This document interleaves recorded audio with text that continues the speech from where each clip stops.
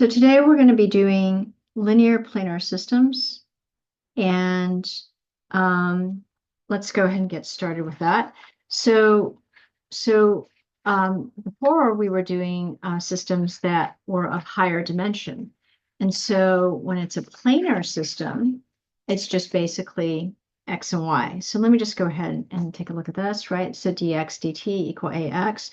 You can rewrite it like this. So this is the x right here,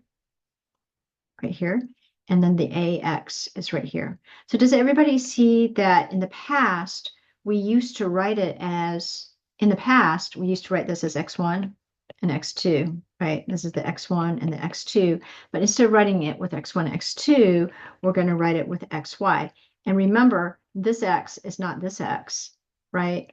This x is the whole of this. It's the xy. And this x is not this x, it's the whole of this. It's the xy, okay? All right, so this is a planar system since the solutions are this. The solutions are this, right? And what it really is the solution is this, x of t, y of t, okay? Which you can also write this way. And you can leave off the of t, right?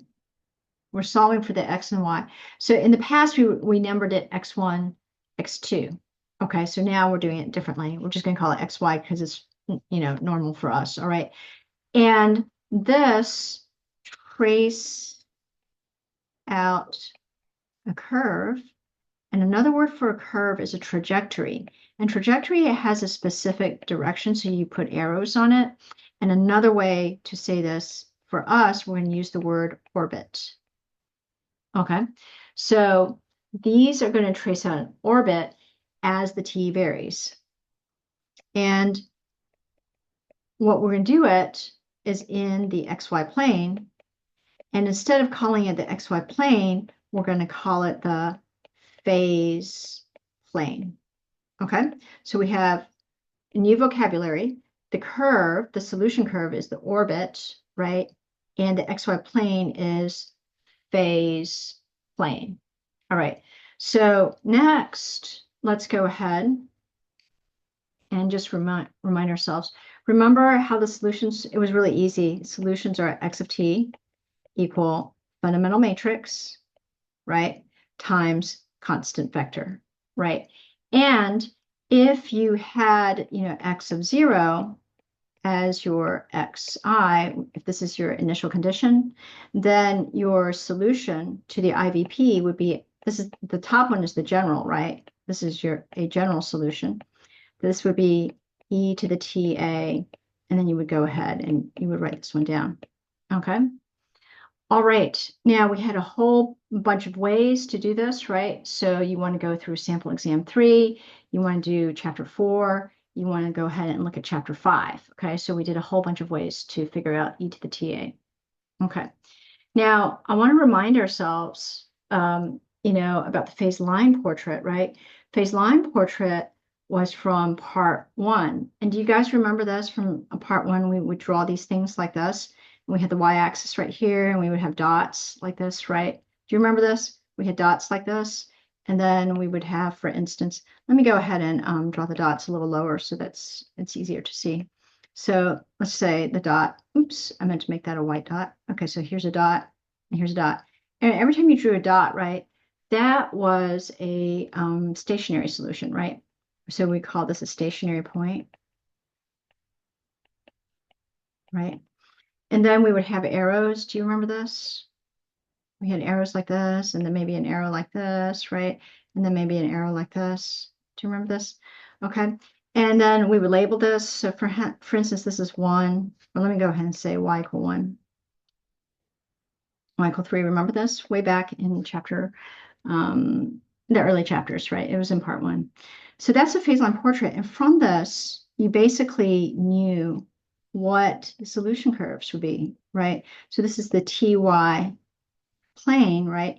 And solution curve, every time you have a dot, a stationary solution, that meant that y of t equal 1, right? So it's the constant forever solution. And do you remember it was, slope was equal to 0? That's how you figured it out, right? You set it equal to 0, and then you found what this was. And then you also had this, right? So this would be your other stationary solution. Stationary means constant forever. Do you remember this? Constant. So you could write this, you can leave off the of t. You could go like this, right? Y equal 1, y equal 3. Oops. You could go y equal 3, like that, right?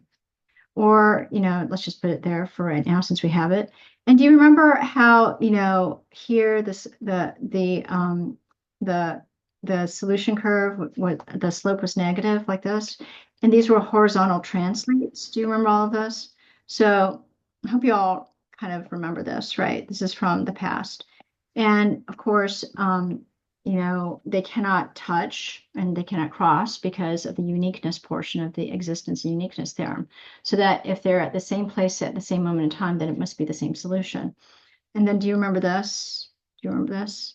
This is like this, right? So this is how the solution curves here look. So let me go ahead, and they're horizontal translates. Remember this? And remember this thing? So from this, right, this comes down like that, right? So we did a lot of these, and it's good to start reviewing, right? So over break, what you might want to do is to go over, I think I may have already released the final exam review, and you might want to go ahead and start reviewing this because you want to get ready for the final exam. Okay, so what we want to do, oh, by the way, I just also wanted to say something. So these are the non-stationary solutions, right? So the stationary solutions, let me go ahead and write this. These are your stationary solutions, right? And so these are your non-stationary solutions, like this would be non-stationary. The not constant forever. Okay, so we are going to be now moving into phase plane portrait. Phase plane portrait, let me just do an example. Okay, so for instance, what if you had a stationary solution? So let me just go ahead and just say, what about this guy? How about this? I'm going to go ahead. There we go. Does everybody see? Okay, so with that, this is x of t, y of t, right? You could write it as xy. You can go like this, x, y, right? And let me go ahead, and you can put the of t back, right? So let's just go back. So we can have this. So the x is x of t, y of t, right? Because these are the dependent variables. And this is actually 0, 0, right? So does everybody see? So here, what you have is you need to imagine this. So actually, in the previous section, let me go ahead and first get this drawn. Okay, so here's this, right? Tx, Ty. So over here, we didn't need to draw all of this, right? All of this, we didn't need to draw because we just, we kind of knew this from over here, right? It's this. And then, I had you draw this out just so that, you knew what it meant. You can imagine all of this or just draw this out. And similarly over here, what we're going to do is this is going to be so complicated, that we're going to stick with this. But you have to imagine the solution curves. So does everybody get that this right here, that is actually this and this, right? So you have to imagine these curves over here. It's typically, most books do not ever write them out. This is x of t equals 0, y of t equals 0. So you see how stationary solutions are stationary points. They're just points here. So let's just do another one. So for instance, let's do this one. How about, let's go over here. Let's see. How about this? How about this? How about this point? Okay, let's draw stationary solutions corresponding to that. So this is the phase plane portrait, right? Just like the points above. And this is actually, let's see, so this is x of t, right? Y of t, but you would just write it as xy. And actually, you wouldn't even write this. what you would write is you would write -1, +2. That's what you would write. Okay. So you would label it as this. Okay. You would label it like that. And what is it that represents? Well, that represents -1. This x of t equal -1, which you could write as x equal -1, and 1, 2. Okay, so let me make that a little nicer. 1, oops, should be a little bit bigger, right? 1, 2, there we go. This. So this is y. You could write it also as y2, like that. And you know that's y of t. So when you see this, you need to imagine this. All right. And it will never be drawn or shown to you. It's just that I'm doing it right now so that you get used to it. So I want everybody to quickly, let's do another one. All right. So how about we just do this one? So how about we do one? How about this? Um, let's see. How about 1, 2, 3? How about here? Why don't you all draw the solution curves to that stationary solution? And normally you would just label it like this. I'm going to be quiet. So go ahead and draw them out and then label them properly. And I hope everybody went 1, 2, 3, right? And so that would be this. And that would be x of t equal 3.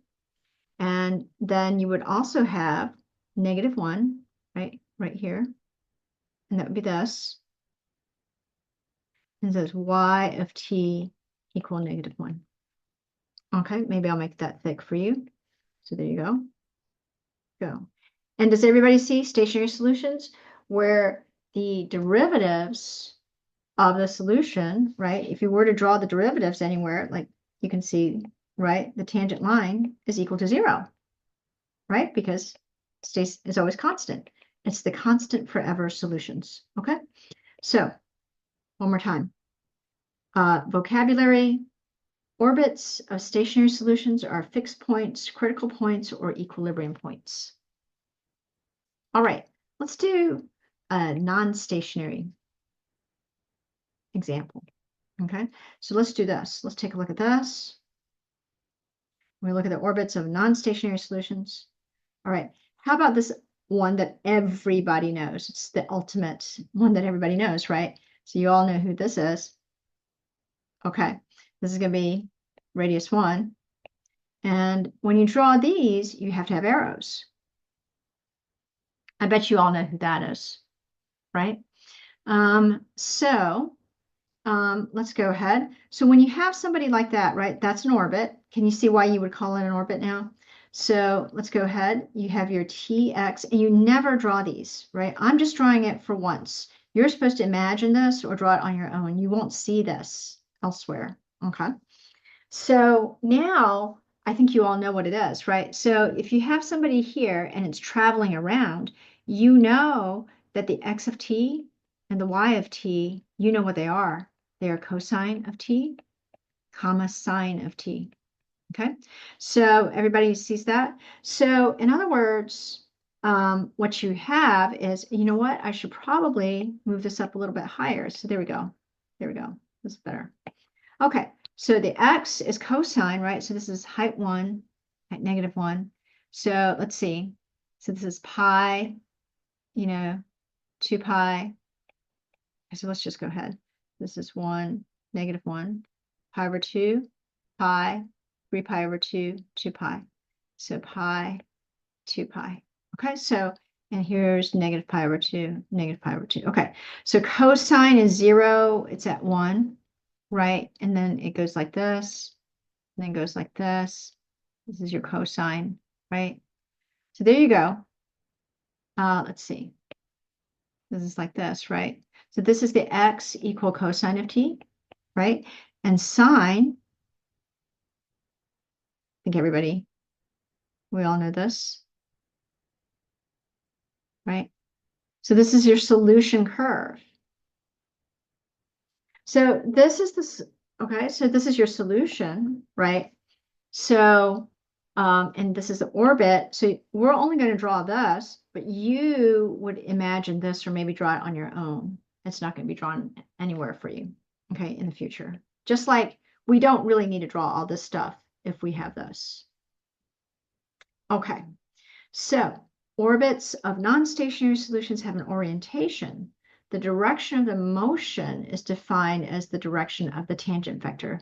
So obviously, if you have a tangent vector right here, that tells you the direction, and then you draw an arrow to, indicate. So I drew arrows there to indicate, the direction or the orientation. Okay, so something to keep in mind, every point in the plane has exactly one orbit passing through it due to the existence and uniqueness theorem. Therefore, orbits cannot cross each other, intersect each other, or cross themselves. So just kind of keep that in mind. So now what we want to do is look at eigensolution orbits. We want to look at their trajectories, okay? So this is our first order system, right? So remember, this looks like this, right? What are we doing? We're solving this thing. So we're not going to write this down again, but like you guys know. So we used to have dx, we used to have this, right? It used to be dx1 dt, dx2 dt. Remember ax1 plus bx2, but I'm going to write now y's, cx plus dy, right? And so does everybody see? So that's the same thing as dx dt, dy dt, right? We want to understand that this is what we're trying to solve, right? And we have this. Remember, A, B, C, D, right? X, Y, right? And so this is your dx dt, right? This is your ax. And remember, this x is both of these, right? Not just that one x. Okay, so this is, I'm just reminding you, when you see this, you are supposed to remember this. Okay, you're supposed to imagine that.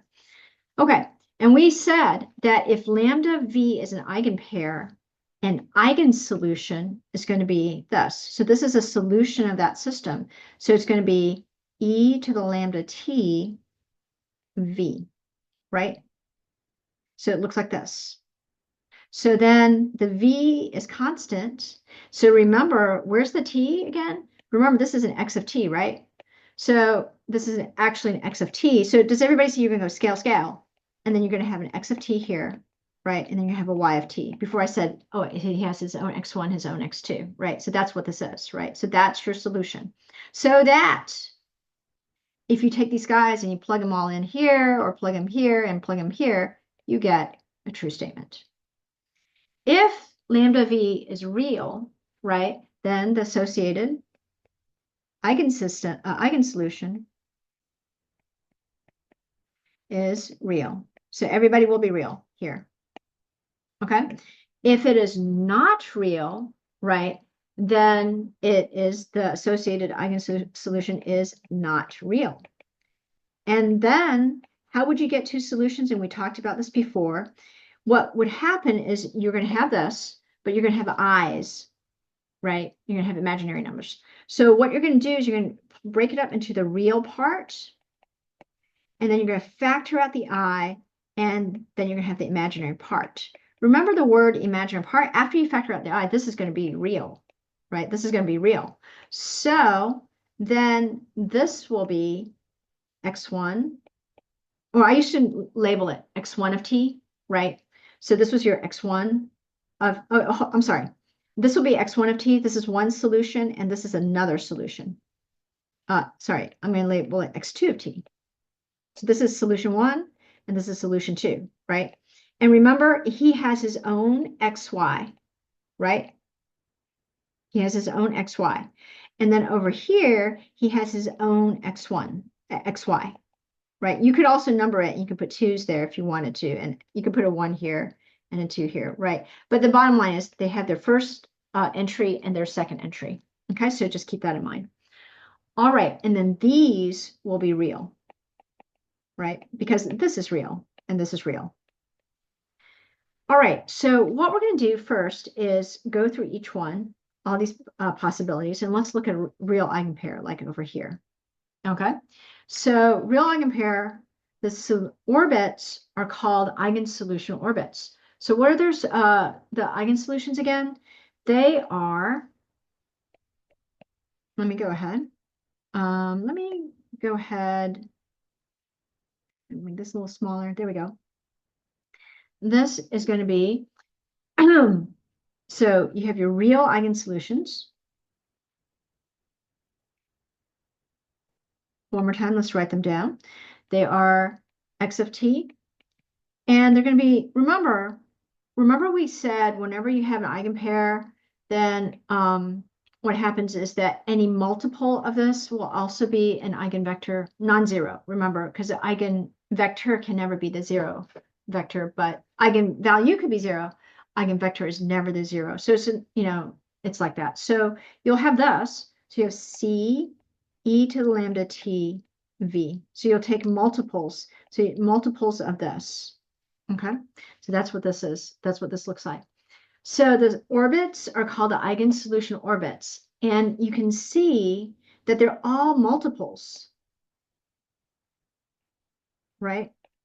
These are multiples of eigenvector v, right? And so therefore they lay on the line,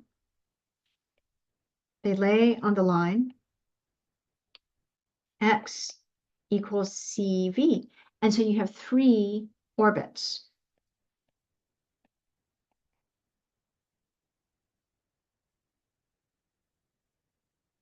What are 3 orbits?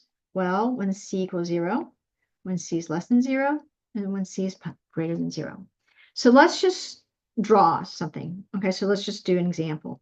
So let's say, for instance, that your lambda is positive. So you have a positive eigenvalue.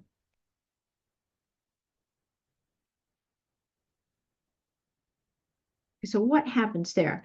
So, well, you find some v, and maybe your v, I don't know, maybe he looks like this. So I'll just go ahead and say maybe the v looks like that. Okay, so then what you're going to do is you're going to draw all the multiples of that, right? So let's see. What happened here? Where is everything? What happened? Okay, so there we go. All right, so now I'm going to grab this. We want to look at this. So I'm going to draw this line through the origin like this, okay? So here we are. Here's lambda v, all right? And this is, I'm just writing down the eigenpair. And so if the c is 0, right? So then your, then what you want to say is your orbit, right, is going to be this. It's going to be this guy right here. Right? That's when your c is equal to 0. All right. Let me go ahead and color him a slightly different color so that you can see. So I'll just make him maybe this color. So this is when the c equals 0. So that is your stationary solution. Again, in the future, we're never going to do this again. Okay, so I'm just going to just say, you're just going to imagine that course you're going to just draw in your mind the tx and the ty curves, right? And so that's your solution. And so, if that c is equal to 0, right, then that orbit is this, right? So that's actually x equals 0, and this is y equals 0. So that's your stationary solution. All right. Now, suppose the c is positive. Now, I drew the v in that direction. All right. So now, looking at this, let me just sort of, let's write down the eigensolution. So I'm going to write it down over here. Okay. So this is the eigensolution.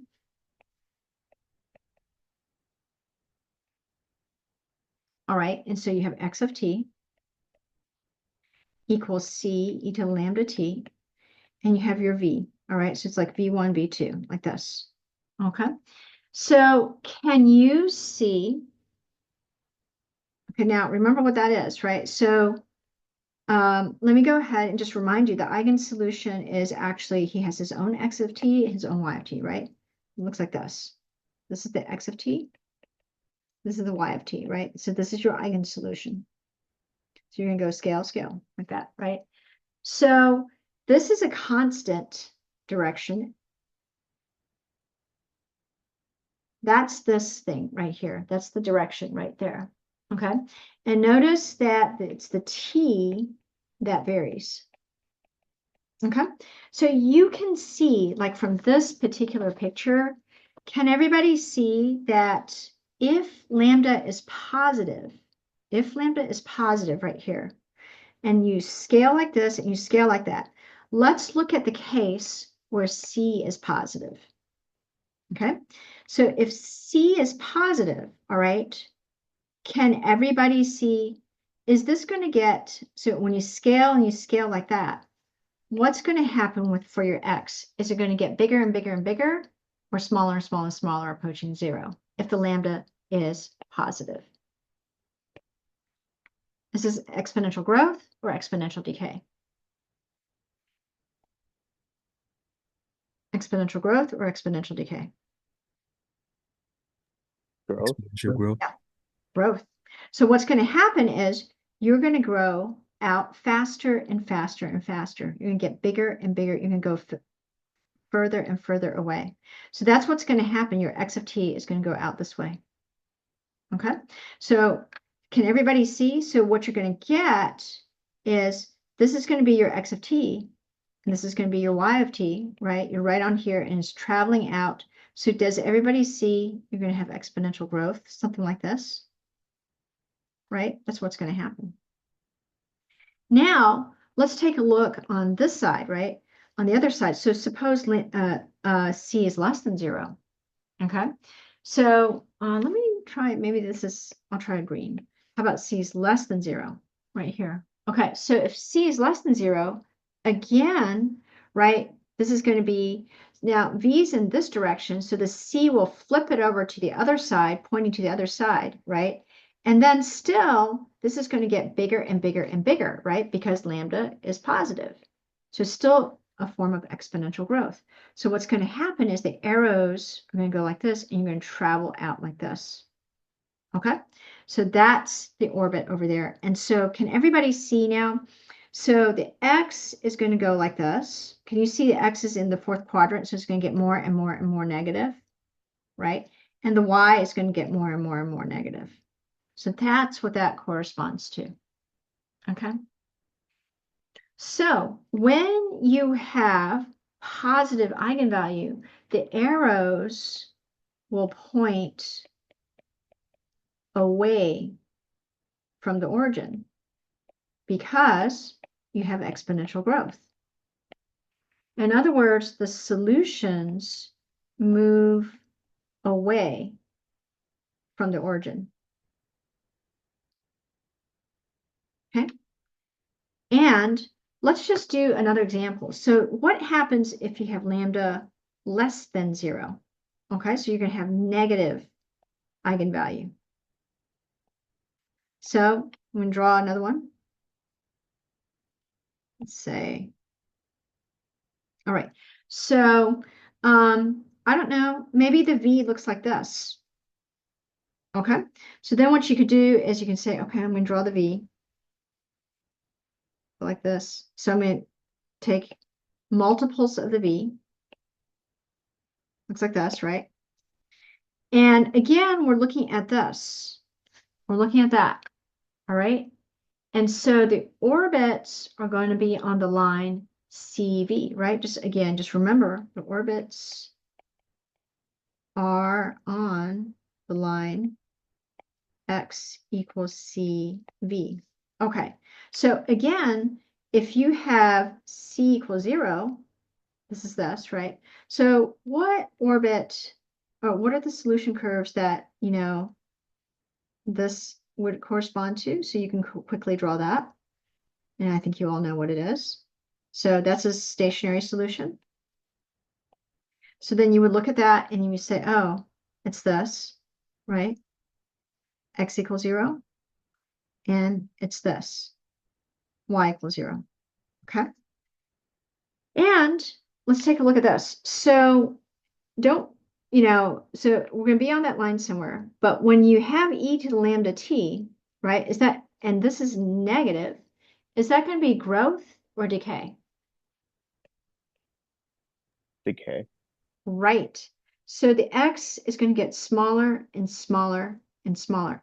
And so notice we're in this direction, right? So that's the positive direction on this side. So what's going to happen is it's going to come in like this. Oops, I should probably do different colors. Let me do a different color. Let's do red. Okay, so this is going to be this. And this is going to be c greater than 0, right? Because this is a multiple, a positive multiple of this. So it's on this side. So it's going to be traveling in like this. Will it hit the origin? Could it possibly touch the origin? Could it actually hit the origin? No. No, because of the uniqueness portion, right? Now look at the x. The x is positive. This is the fourth quadrant. So the x is positive. So it's decaying. So do you see what's happening right here, right? So remember, it's this part, this thing that we're looking at. And then what about this part, right? This part, this is the y. The y is negative and it's decay. So it's coming in like this, right? That's what's happening here. The y is negative over here in the fourth quadrant. So that's what we just, graphed. So that's what this is going to look like. Let's take a look over here. So let's say you had, solution over here. So this is when c is less than 0. When c is less than 0, right, we're going to flip that, right? So when we multiply this, it flips to the other side. You have e to lambda t. And again, what's happening is you have decay, right? So it's going to get smaller, smaller, smaller, smaller like that, right? So it's going to go in like that. Second quadrant, look at the x. The x is negative. So it's decaying. It's approaching 0 right there. So this is the x of t, right? And then the y is positive. It's up here and it's coming in. This is the y of t for the green part. Okay, so if something is over here, it's coming in. And is it going to touch the origin? Is it going to get there? Is it going to arrive at the origin actually? No, right? Because this e to the negative of something t, right? So over here, looking at this, what you have is you have this, and so you have the arrows point toward the origin, and the solutions move toward the origin, but not actually reaching it, of course, because if it reached it, then it would be a stationary solution because, if any two solutions are occupying the same place at the same moment in time, they're the same solution. Okay, so these are your eigensolutions. Now let's do another example. So suppose you had something like this. What if you had lambda equals 0? Okay, so let's write down what it is. So that's x of t equal, let's see, so x of t equal c e to the lambda t v. Okay, so this is your solution, right? And take a look at this. So if the lambda is 0, that is going to be 0. So let me go ahead and just write 0 there. You know that that is a 1. So what's going to happen is that you have CV. So every point is an orbit. And notice it's constant. Every point is a stationary solution. There's no t there, right? Or you can call it an equilibrium point. Okay, so you stay at one point for all time. So in other words, let's pretend your V is like this. Okay, so maybe that's your V. So you draw this, right? So C equals 0, that's this one. But the thing about this is it doesn't matter, anybody here. So it's just like a whole, each one of these, right? Maybe I'll just make it bigger. So each one of these, it's like a line of stationary solutions, right? And then over here, you have, oops, over here, these are all stationary solutions, every single one of them. Okay. So that's what's going on here. You stay at the same point for all time. So these we're going to call the straight line orbits. So let's see. Maybe I can shrink this. Let's see.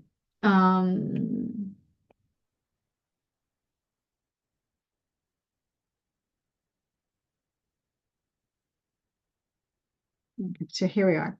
So these are our these are straight line orbits. All right. And they correspond to real eigenvalues. Okay. And therefore a real eigensolution. So let's do an example now. Okay. So we have this system. We're trying to solve the system. Okay.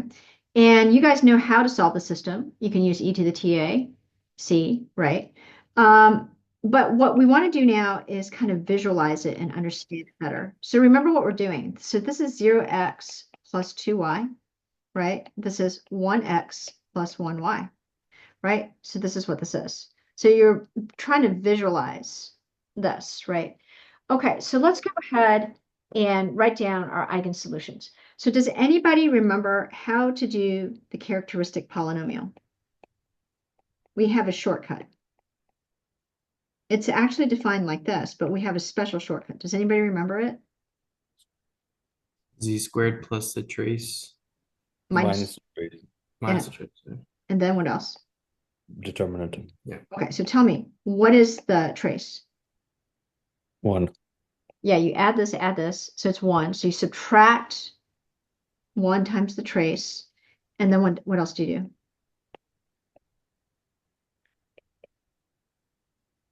What's the next thing? The determinant. Which is? -1. What's the determinant? -1. -2. -2, right? 0 times 1. Oh, the -2. Yeah, -2. You got to be careful. Okay, so let's go ahead. And now let's go ahead and find the eigenvalues. So can somebody tell me, how do you factor this? How do you factor it?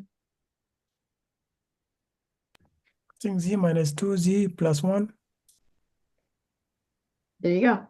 So when you set it equal to 0, right, the roots are your eigenvalues. Lambda equal 2 and lambda equal 1, right? So lambda equal 1, lambda equal 2, right? So you set this equal to set it equal to 0, and then you solve, and that's how you find your eigenvalues, right? Is it 1 or -1? Oh, yeah. Thank you. So very important. We got to get this right, right? So this is z minus 2 equals 0, or z plus 1 equals 0. Yeah, z equal -1, right? Z equal 2. Okay. So now we want to find the associated eigenvectors, and we have a shortcut. So whenever you have 2 by 2, you can do the Cayley-Hamilton theorem, right? So we're going to look at this, right? And we're going to write down P of A equal to 0 matrix. Characteristic polynomial annihilates the matrix. So then what you write down is, right, you go A minus 2i, A plus 1i equal the 0 matrix, right? And let me go ahead. Maybe I'll even, let's make this a 2 like this, right? And here is 1, right? So let's see. So this is going to be 2 right here. Can you see the 2? Maybe I'll make the 2 a different blue. So make it this blue so then you can see it. Okay, so there you go. 2, and then this is subtract a -1. When you subtract a -1, it becomes positive, right? So go ahead, you copy down the A. 0, 2, 1, 1. 0, 2, 1, 1, right? And you have some space. And then you copy it down again. 0, 2, 1, 1, some space, right? And then here you subtract 2 in the main diagonal, right? Here, and then you go plus 1, right? Like this. And then it's equal to the 0 matrix. Characteristic polynomial annihilates the matrix, meaning if you put the A in for here, and put it in for here, you get the 0 matrix. And then what we do is we go ahead and we look at this. Let me go ahead and make it like a little bit smaller so that you can see everything, right? So what I'm going to do is it's like this, and then you write it down. And remember, when you get the eigenvalue is exactly what, it's always funny looking because the eigenvalue gives you determinant equals 0. That was the whole point. Determinant equals 0. That's what happens. Okay, so over here, same thing. 1, 2, 1, 2. So it always looks funny. And then you look at this, and this is the 0 matrix. And so now you look at this and you say, I want to find the eigenpairs, right? And the way you think about this is you go ahead and you look at this one first, and you write A minus 2I, right? And what's going to happen is this guy acts on this to give you this. So in other words, you're trying to solve this, right? So when you do your eigenpairs, you're going to solve AV equal lambda V. But another way to write that is A minus lambda I V equals 0. So you can see that this will also, if you act on this, will give you this 0, right? But you can see, obviously, you can use this one or you can use this one, but they're multiples of each other. So what you want to do is you want to write down and reduce. Usually try to make the top one, so you don't want to, you can use the number. Remember, any multiple of an eigenvector is an eigenvector, scalar multiple. Non-zero, of course, because eigenvector cannot be 0. So you could have 81, 81, but that's not helpful. So reduce all the way down, and you would choose this one, right? So you would say lambda equal 2, right? And then eigenvector that goes with that, so would be, let me just write it here, choose 1, 1. So make the top positive, all right, if you can. And if you can, make it 1 or something like that. But, we want to have nice round whole numbers. And the other way to write this is 2. This is your eigenpair, 1, 1. And you always look at the opposite matrix's column, okay? Now, after you do this, right, what you want to do is you want to, let me go ahead and get rid of this. Okay.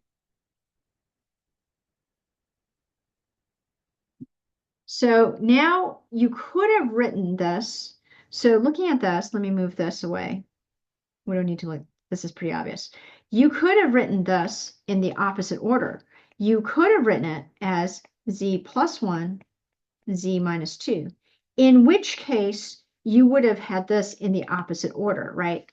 And then you imagine the same thing. So instead of writing it twice, what you do is you imagine that this is in front, right? You imagine that this, and anytime you have a positive, you know that it's a negative eigenvalue. So what you're doing is you're imagining that this guy, oops, is over here, right? As opposed to this. So in which case this, right, would be on this side. Okay, so then you would be thinking of this as all over here. All right, so if they're on the other side, again, you're going to say, hey, look at this guy. This guy, he's acting on this to give me the 0. This is acting on this to give me 0. And you can see that they're multiples. So give me the best one. Can somebody tell me what is the best eigen? So here's the eigen value, lambda equal -1. Remember, when this is positive, you get negative. What is the best eigenvector? Can somebody tell me? You could use the 2 minus 1 so that you don't have the negative on top. Make the top one positive. Okay, so you can also write it like this. So -1 to -1. Of course, you could have had 8, 4, negative 4, right? But reduce, okay, reduce all the way, and then kind of make it nicer like that. And so here are your eigensolutions. You have one eigensolution, this blue eigensolution, e to the 2t, 1, 1. Can everybody see that this is e to the 2t? So remember your x is going to be, so you see how it's positive exponential growth. And here's another eigensolution, right? This one is the red one. Does everybody see this? This is constant vector, right? And so this is 2e to the negative. So you see how this is going to be exponential decay, right? And remember, he has his own x1 and his own x2, except that we're going to call this x of t, y of t, right? And this has his own x1 and x2, right? But we're going to call them xy instead of, x1, x2. Now you can write your general solution. So what is your general solution? Your general solution is C1, right? Actually, what you might want to do, but if they come from different eigenpairs, the Wronskian, it's really going to work. Okay, it's not going to be equal to 0, in which case you'll have a fundamental set of solutions, right? So if you actually went ahead and just, let's say, the Wronskian of the blue, let's number him x1, and the red, let's number him x2, okay? All right, and each one of them has their own x1, x2, right? Remember this. Okay, so we could actually take this guy right here, right? We could take this, right? If we wanted to, right here, put it right here, right? And then you can just go like this, right?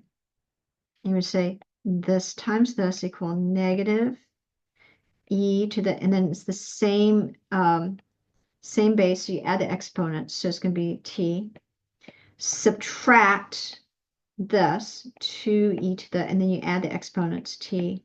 So this looks like minus 3e to the t. And you cannot just say, oh, look at all the e's, they're not equal to 0. You got to simplify it.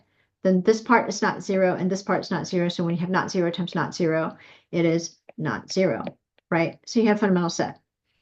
Okay, so your general solution is going to be, and so what I'll do is I'll just write it like so. Oops, what did happen? Yeah, this is equal to not equal to 0. Oops, I just actually did that. Okay, so let's go over here. Let's do this. So this is C1 e to the 2t 1 plus C2 e to the negative t 2 negative 1. There you go. Okay, so there you are. This is your general solution. Okay, let me make this look nicer a little bit. Okay, so let's take a look and try to understand what's going on. So first of all, let's draw a picture of this. Okay, so we're going to draw a picture of the phase plane. So we're going to go like this, right? So you have your x, y plane, right? So that's a phase plane. And let me make this nicer. This doesn't look like it's perfect. So let me just get this much nicer. There we go. Okay. All right. So let's take a look at this. So let's draw this eigensolution first, right? So can you see the vector is 1, 1? The vector is 1, 1. So, if you go like this, 1, 1, right? That's the vector. That's the v. Okay. So then what you're going to do is you just go ahead. You draw this, right? So can everybody see 1, 1 is like this, right? This is the 1, 1, right? So this is, let me write this down, 2, 1, 1. Okay, now lambda is positive. So remember, you're going to have c equals 0 right here. This is c equals 0. This is the stationary. Now, are the arrows going to point out, or are they going to point in? What's Out. happening? Yeah, because they're growing faster and faster and faster. So it's actually traveling out faster and faster and faster and faster. So this is what it's going to look like. And then you got to draw this side. Okay. Now go ahead and look at the other one. So the other one is 2, -1. 2, -1. Does everybody see this is this one? Okay. So I'm gonna draw this. And then grab this, go over here. Okay.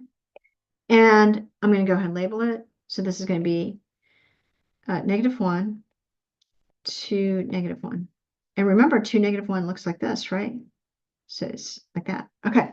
So with this one, are the arrows going to point in or point out? In. Because this is negative. You're going to have exponential decay. So although I use this to draw this arrow to get the thing, I have to now, we're going to be traveling in. So actually what's going on is you're traveling in.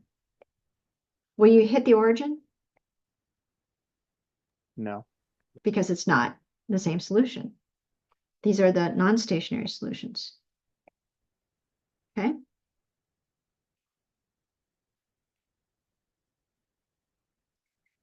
So here are your orbits. Okay, so remember you're imagining this kind of thing on the side. We're just focusing on this. Okay. Now let's go ahead and understand this. So looking at this, as you run time forward, one of them is going to disappear. The red one or the blue one? Can you tell me? Which one? What's going to happen? Which one will disappear as you run time forward? As t gets bigger and bigger and bigger and bigger, which one is going to disappear?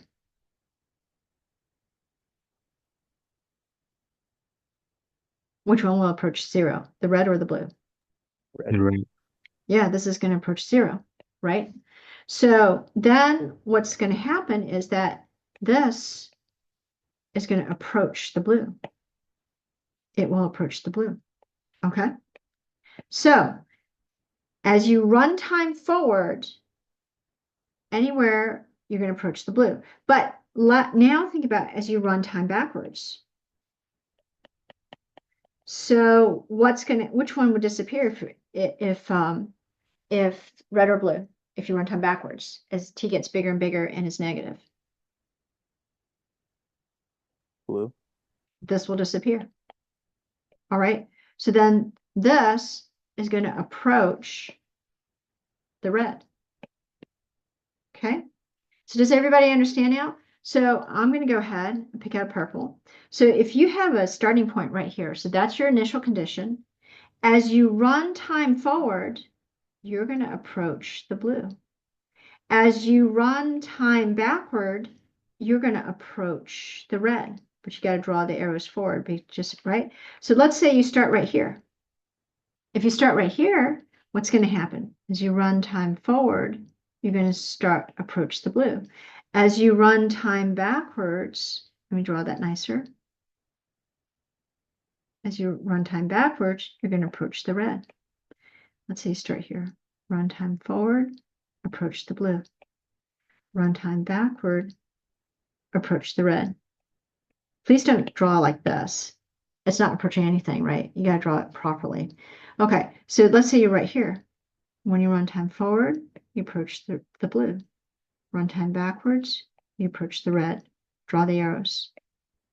And they all match up. Run time forward, approach the blue. Run time backward, approach the red. Notice I'm really approaching. We're not doing this kind of thing like this, okay? So be very careful as you draw this. Okay, run time forward. You're over here, you approach the blue. Run time backwards, you approach the red. So let me draw that nicer. Okay, so you're right here, you're going to go like this. Run time backwards, you're going to approach the red. Run time forward, you're going to approach the blue.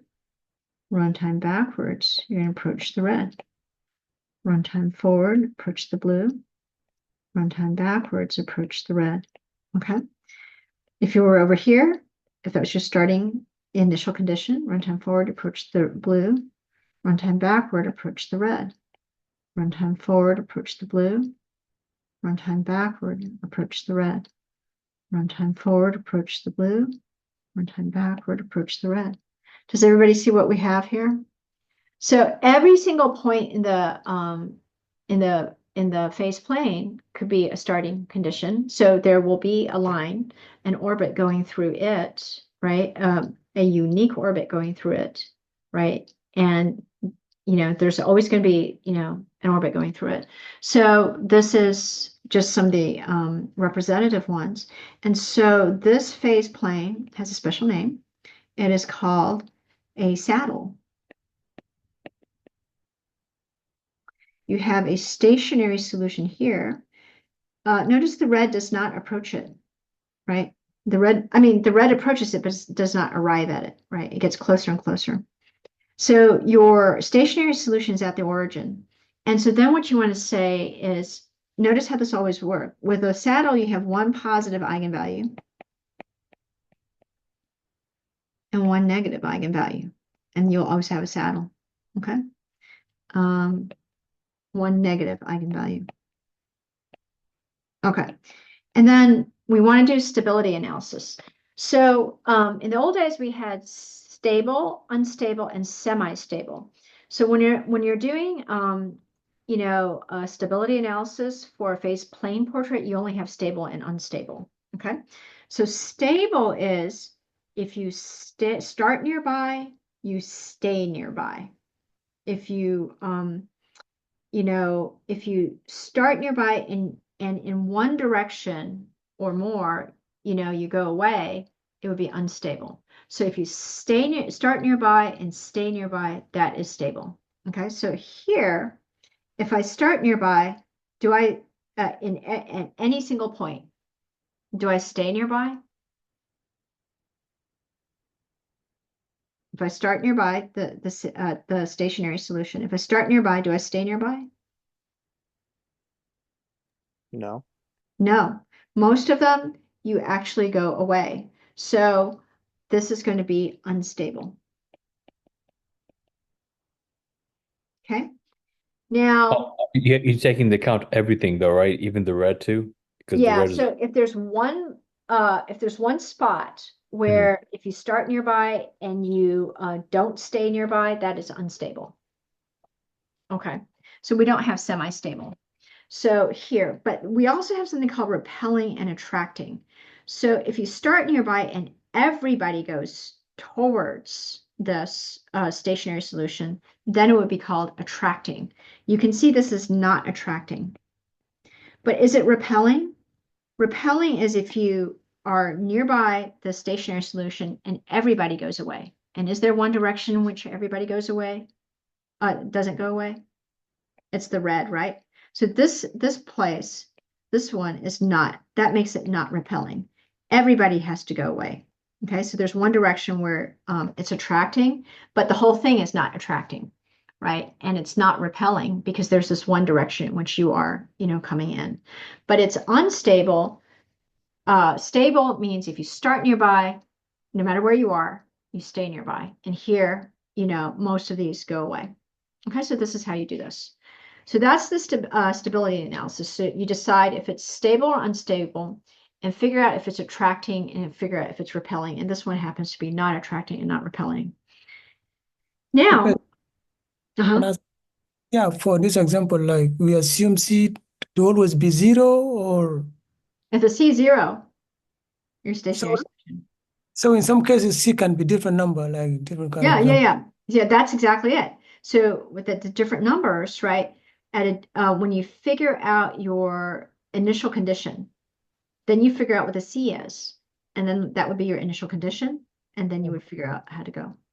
Okay, all right, thank you. Yeah.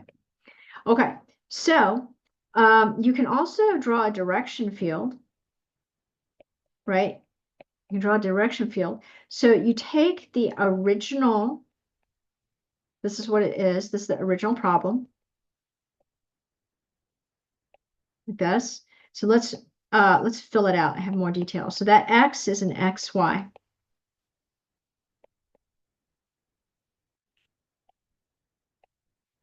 Okay. So this on this side, this is your tangent vector. This is tangent vector. This is your position. So you can figure out, let's say you're at this point. You're like, where do I go? So you plug in the values over here, right? And then you're going to get this. And then your tangent vector will just tell you, oh, I'm headed in this direction. So that's how you get your tangent vector, okay? From the equation itself. So that's how you would do it. Okay, so we did our first phase plane portrait. Let's do another one. Okay, so first of all, there's 20 of them. You must know the 15 that are determinant not equal 0. So there's 20. You must learn them all. You can see I'm not going to have time to go through it because it's almost time. But I wanted to go through this slowly and carefully because in this way, you got the main idea. All right, so let's do, so you've got 20 of them. I have video for all of them, and you can also look at the book. Okay, so you've got to go through it. And the best is to just learn it over Thanksgiving because there's so much of these. And you can't move on and do the rest of it. You have to draw several of these. So this is the whole thing, but you're going to have a lot of them in one problem because you're going to have a faceplane portrait where you're going to have saddles and all these things in one portrait. So you've got to go get these. These are the basics. Okay. So let's do some more real ones. Okay. So if you've got two distinct real eigenvalues, you will have a lambda 1 and a lambda 2 that are different. So one of them will be less than the other. So these will be some eigenvectors, okay? So when you have this, you will have two straight line orbits.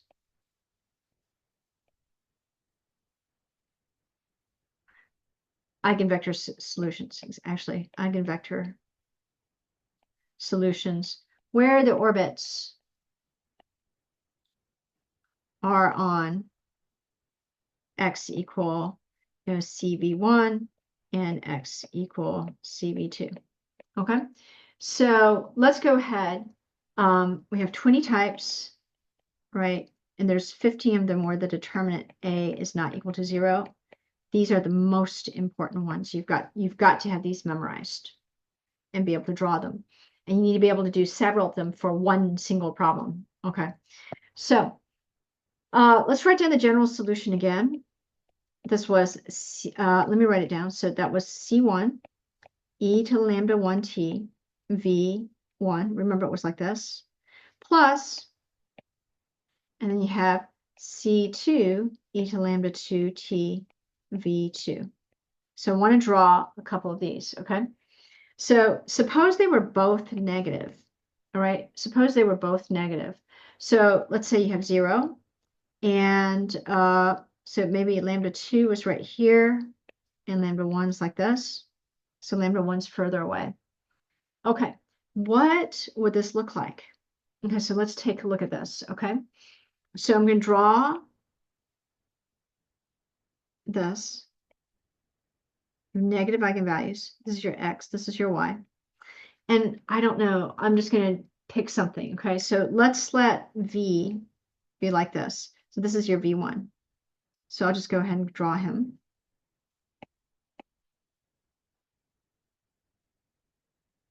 Okay.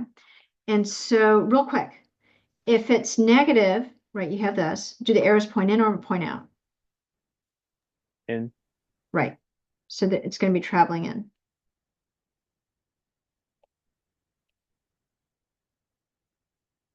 Do they hit the origin? Do No. they arrive? No, right, because it's going to be exponential, right? Right, it doesn't actually get there. All right, let's pretend that lambda 2, let's pretend the v2 is like here. Okay, so we'll just draw this one. Oops. So I'm going to take this. So we first draw the straight line orbits, okay? So you just go like this. Again, it's not going to actually get there. So I'll just go like that.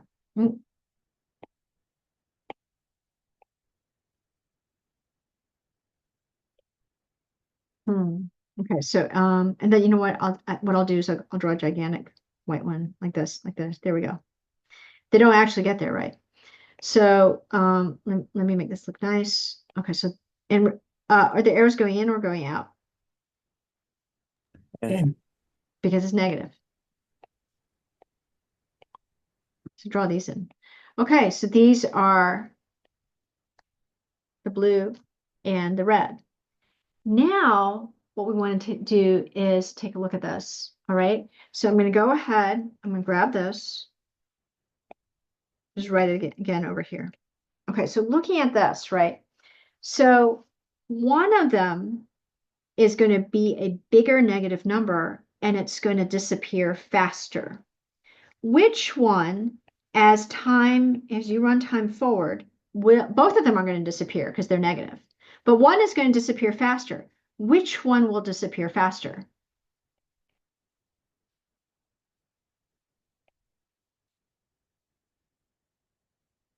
So if lambda was negative 1,000 and this was negative 2, which one would disappear faster? This one or this one? The blue solution or the red solution? The blue solution. Yeah. So this one is going to disappear faster. Of course, both of them are disappearing, right? But because the blue is going to disappear faster, this is going to look like this guy. So he's going to approach this one as you run time forward.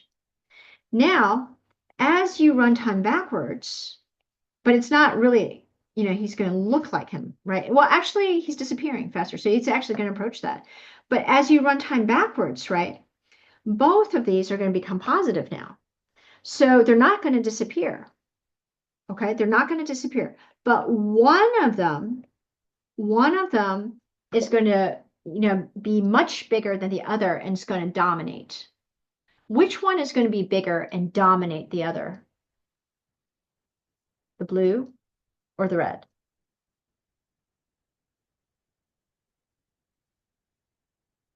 Which one's going to dominate?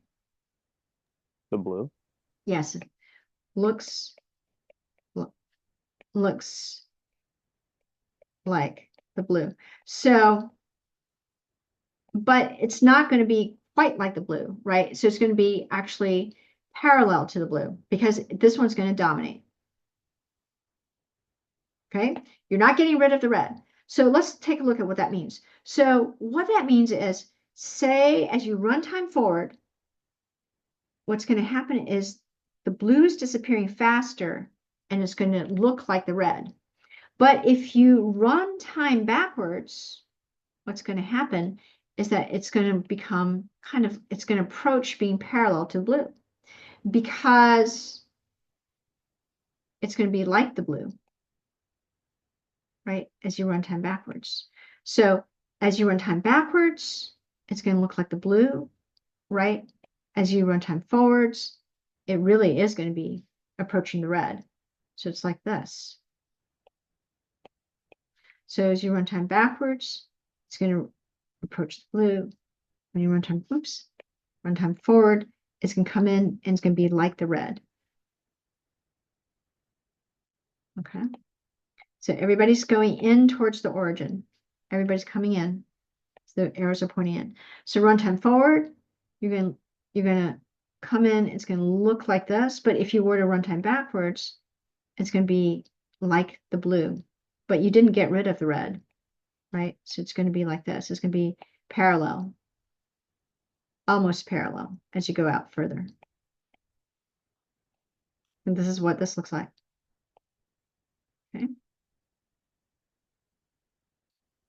Like this. So this is called a nodal source. This is called a nodal source. Sorry, sink. It's a sink because we're going in. It's like a sink. So it's sinking in. You don't actually hit this, so I'm going to go ahead and recopy this, okay? So it's like this. It's a nodal sink. Now, if you start nearby anywhere, are you going to be closer to the to this stationary solution? Are you going to stay close? Anywhere. Yes. Yes. In fact, you'll get closer. So this is definitely stable. Okay. Now, can you see that no matter where you start, you're going to get closer and closer and closer? So it's attracting. And it is definitely not repelling. Right? It's definitely not repelling. So it's stable. And this is what this is. And how do you know this? This is always going to be 2 negative eigenvalues. You'll have a nodal sink. Okay? So this is how you do a nodal sink. Let me do an example of a nodal source. Okay? So if you have 2 positive eigenvalues, you would have lambda 1 less than lambda 2, because they're different, distinct. They're going to be bigger than 0. Okay? So same kind of thing. You can just draw, let's draw a face plane portrait. Okay? So you have this, right? So let's say that V1 was like this. So pretend that V1 was this way. So then you would draw this. So parallel to that. Okay. When you draw this one, are the arrows going to point in or point out if this is positive? Point out. Exactly. So you just draw the arrows pointing out. And then let's just pretend that, I don't know, maybe V2 is like this. Okay, so let's just draw V2 like this.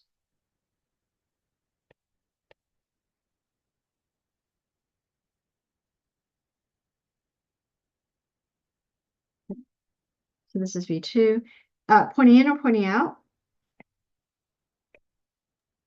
Pointing out. Exactly, because lambda is positive. When it's positive, points out. When it's negative, points in. So it travels away. All right, and now one more time. This is this guy. And what it is it's the backwards of what we had before. So here's the general solution. All right. And so as you let's consider if you were to run time backwards. Let's do that one first. If you run time backwards, one of them is going to disappear faster. So if you run time backwards, you're going to make them negative, and you're going to flip it over on the other side. What's going to happen? Which one will disappear faster? The red or the blue?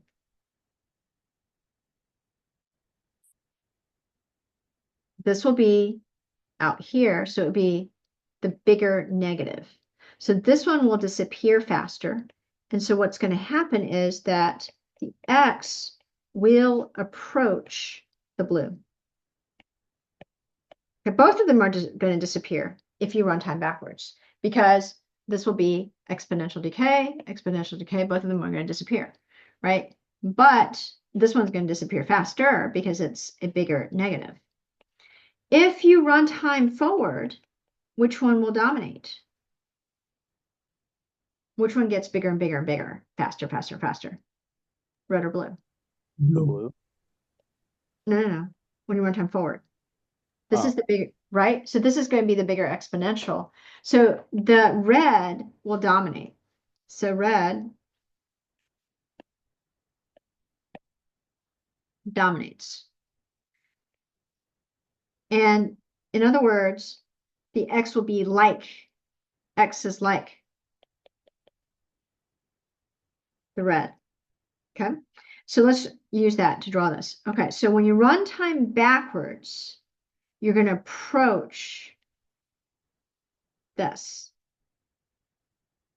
When you go forward, it'll be more like the red. Okay, so if you were to run time backwards, it'll be more like the blue. So it's going to be like this. When you run time forward, it'll be more like the red. When you run time backwards, it will approach the blue. So when you run time backwards, it's going to approach the blue. Okay, so it'll be like this. It'll emanate out like this. Okay. And when you run time forward, it'll come in like this, right? And then same thing here on this side. Run time forward, it'll be like the red.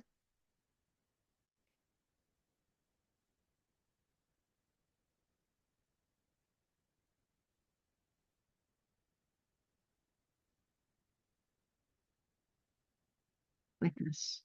Okay. Like this. So I'm going to go and let me just go ahead. It's like this. Okay. Now I'm just going to tell you the trick. All right. So there's a trick to thinking about this. And the way you think about it is one of them is farther away and one of them is closer to. So look, this one right here, one is farther away, one is closer to 0, right? This is farther away. This is closer to 0. So if you had a number line like this, right? So here's your 0. This is lambda. This is closer, and this is farther away. All right. So you're going to approach the origin faster, always with the one that's closer, right? So you always look at the one that's closer to the 0. Okay. So that's the one that you approach the origin tangent to that line. And since that was red, I should have just used red. Let me go ahead and use red. Okay. So the one that you're going to be tangent to, that's the one that's closer to the origin. So right here, it happens to be red. Okay. So let's go over here. So if you were to go ahead and you say, okay, let's look at this. This is 0. This is pi over 1, lambda 1. This is lambda 2. Which one's closer, right? This one's closer to 0. And this is farther away. And whoever is from 0, whoever's closer, that's the one that you're going to be tangent. So this one's this one, okay? So it's the one that's closer, that is the tangent line. All right, so here you are emanating out tangent. So this is the one that, so always look for the one that's closer, and that's the one that you want. So this is going to leave origin. Leave the origin tangent to that line. But always just look for the one that's closer. And that's the one you're going to be tangent to. Okay, so that's the trick right there. Okay, looking at this is called a nodal source.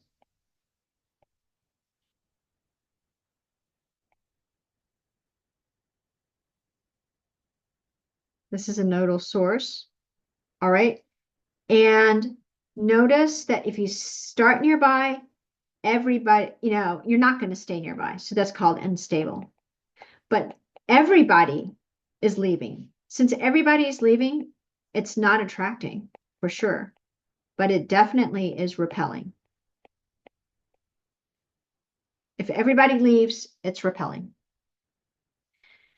Last one, let me go ahead and do one like this. Okay, so let's do, these are fast. So I'll finish the real eigenvalues. And what you need to do is you're going to do the conjugate pair of eigenvalues. So look at this and then look at the rest over here. So that's going to be on video, but it's probably nicer if I can just finish the real ones. So this is going to be very fast. Okay. So say you have one positive and one negative eigenvalue like this. Okay. So what is that going to be like? And, I'm going to go ahead and I'm going to shrink this so that this one has some space. There we go. This, and so this, I'll just put this, yeah, a little bit up higher here. Okay, so here we go. So say you have this right here, okay? So you're gonna have one negative, one negative, one positive. You actually already know what that is, right? That one is going to be saddle. That one's always saddle. That's the easy one. So I'll just quickly, that's the saddle, right? So let me go ahead. I'm going to copy this. So let me just remind you how saddle works. Saddle's the easiest, right? So as, time runs forward, right, what happens is the blue will go away because it's negative. So X will approach the red.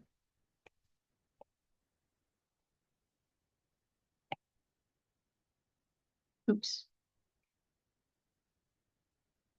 Okay. And as you run time backwards, you know, the solution will approach the blue, because if you run time backwards, the red is now going to be negative. So you're going to approach the blue.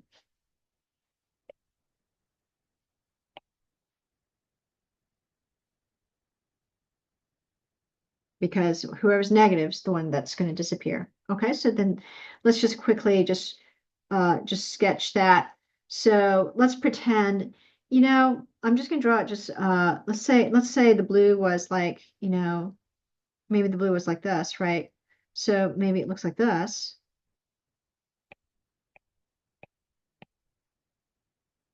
So since it's negative, comes into the origin, doesn't reach it though. And let's pretend that the red is sort of like this. So maybe the red is like that. So maybe the red is like this. You just take this, positive, so it goes away. Okay, so remember we said runtime forward, we approach the red. Runtime backwards, we approach the blue. Got to draw the arrows in the right direction. Runtime forward, approach the red. Runtime backwards, approach the blue. Runtime forward, approach the red. Runtime backward, approach the blue. Runtime forward, approach the red. Runtime backwards, approach the blue. Runtime forward, approach the red. Runtime backwards, approach the blue. Runtime forward, approach the red. Runtime backwards, approach the blue. Runtime forward, approach the red. Runtime backwards, approach the blue. Here we go. Runtime forward, approach the red. Runtime backwards, approach the blue, but have the arrows in the right direction because you're running time backwards now. Runtime backwards, approach the blue. Runtime forward. And that didn't go so well. Let's try that again. So this kind of goes towards this and towards this, right? So there we go. Okay, so that's your saddle. And remember, it's unstable because if you start nearby the origin, you don't necessarily stay nearby. It is not attracting, obviously, but it's not repelling either because there's one direction in which it goes in. So it's also not repelling. Okay. And now let's just do 1, negative, 1, 0 eigenvalue. So let's say lambda is negative, lambda 2 is 0. Okay, so let me go ahead. I'll make this the blue. So this will be the blue, and this one will be red. Okay, so if you have that, what happens? Well, let's just draw this out. Okay, so grab this. This is your general solution. All right, so with this, what happens is that, so one of them is 0. So if this one is 0, right, this is a 1. So that's a 1 right there.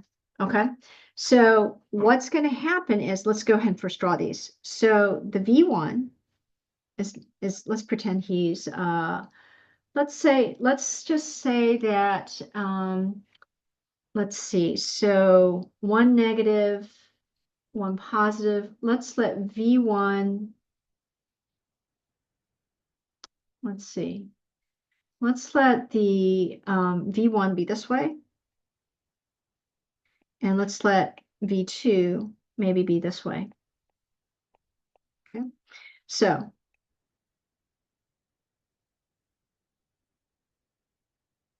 there we go. So it's negative, so it's coming in. And then the red is like this. Okay, and it's, okay, now remember what the red was. The red was a line of stationary solutions like this, including this one, right? So does everybody see what's going to happen? When you have this, right, you're going to have, when you add them together, it's going to look like this. Oops. You're going to all approach this. It's going to look like this.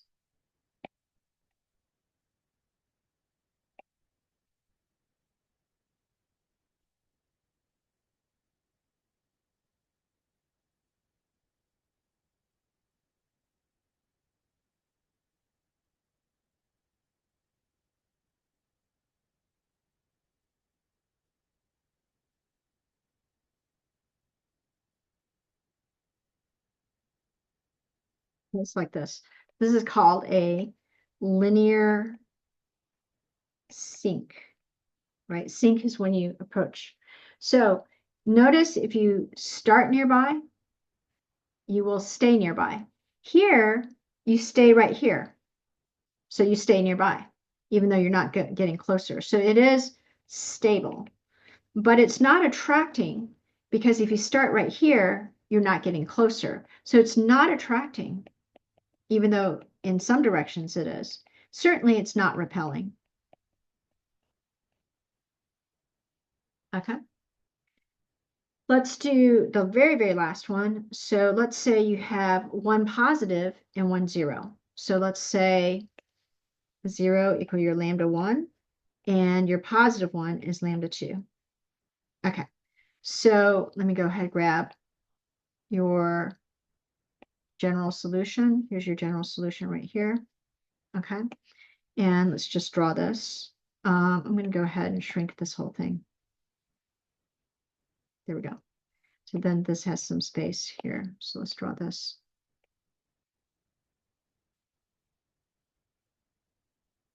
Okay, so let's say that, for instance, that lambda 1 is this way and lambda 2 is this way. Oh, sorry, your V1, your V2. Okay, V1. Okay, so V1 can be like this. Okay. And your V2, let's say it's like, maybe it's like this, V2. So let's draw like this.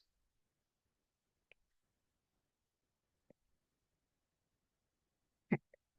So remember when it's 0, right, you have a line of stationary solutions. And then when it's lambda 2 being positive, it goes away.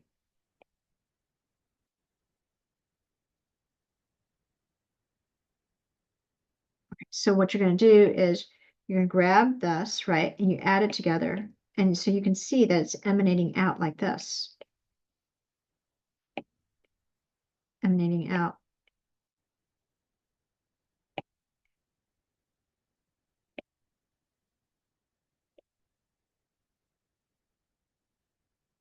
Thus, it's going to be emanating out.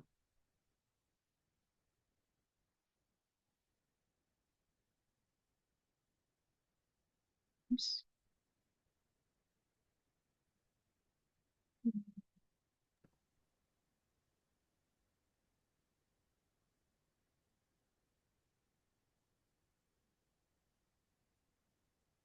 So, okay.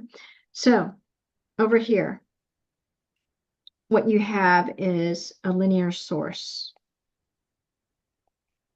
And what happens is, remember, this one is going to be 0, right? So this one will go to 1. So this portion is to 1. So you have this. And you can see that it is unstable because if you start near the origin, right? If you start near the origin, you don't stay near the origin necessarily. Here you would, let's see, on this you would stay, but over here you would, in one direction you don't stay, so it's unstable. It's not attracting, obviously, but it's not repelling because if you were on the blue, you stay there, so it's not being repelled, and it's not repelling. Okay, but it's not stable because obviously here it stays there, but anywhere else it would go away, right? So that would be this, and these are all the cases, 5 cases for, your 2 different real solutions. The important ones are when the eigenvalue is not 0. So these first 3, boy, do you need to know them. Okay. The next is going to be conjugate pairs of eigenvalues. And you're going to have spirals and centers. Those you must know. Okay. And very, very important. Then you're going to have one real eigenvalue, multiplicity 2, and you have that as well. And it's not that bad, actually. Once you get them, it's actually very easy. It's not hard. So I'm going to go ahead. I want to thank you all for staying with me this long. And I'm going to post the rest of them like right now so that you can watch and finish this. So make sure you go through all of these. Chapter 7. You need to do the homework problems from the book because this is the first time now that we are not going to have quiz study guide for the rest of the semester. Okay. All right, everyone. I wish you a happy Thanksgiving, and I hope you have a really good time. Yes. Yeah, can you go back please to the last example, like 1 positive, 1 0, then 1 negative, 1 0. Okay. So in both cases, like the red, like they're not touching the blue, they just No, they're started. not touching it. They're not touching it. I had to, but it's hard to draw it. None of these are Okay. touching. None of these are touching. Also, like on the one above, Yeah, also like over here, none of them are touching red, because they but they're can't not arrive touching. there. They can't arrive Okay. there. Yeah, very good. Another thing, last time I request because for quiz 9A and 9B, I already submitted, but I realized it was due this today. So can you I please? cleared it. I cleared it for you, right? All right. Thank you. Okay. All right. Thank you. All I had a right. question. Yes. So when you say, especially, well, yeah, if you could just use the last one as an example, when you're saying not, it's not repelling, what do you mean? Because Okay, like so all the not arrows are going everybody away. has to go away. Right. So do you see that nearly everybody goes away, right? But Mhm. not everybody does. Because if you start right here, do you see you Right. don't go Stay away, there. just stay there? So it's not repelling. Okay. Okay. But if you look at something like this, can you see no matter where you start, you are being repelled? Right. Okay. Okay. That makes Okay. sense. All Cool. right. Thank Great. you. You're welcome. All right. See you soon. Okay.